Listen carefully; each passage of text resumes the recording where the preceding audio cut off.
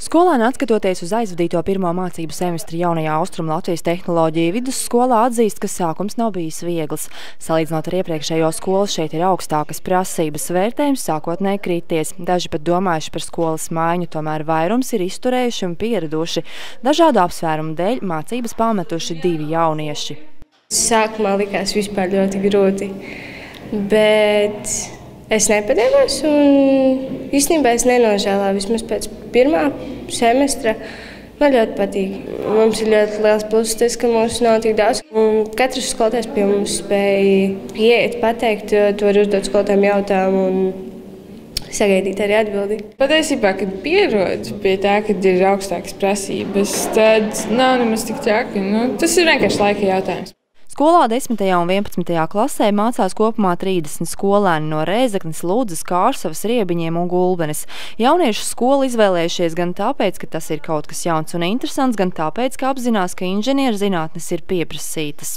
Vecāki man nostādīja fakta priekšā, jo zēnam ir jābūt ar matemātiskām zināšanām un fizikas un ķīmijas ar tām nospiegodām zināšanām, kuras ir vajadzīgas valstī.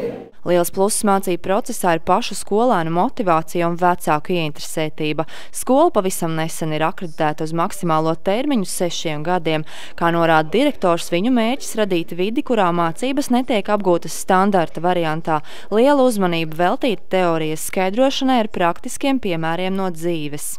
Protams, mums ir jādomā arī par nākotni, kad mēs balstam savas valsts attīstību un, protams, arī ņemsim tā novada un Latgales novada attīstību uz to, ka mums ir arī tehniski domājoši cilvēki, kuriem ir idejas un viņi šīs idejas ir gatavi realizēt.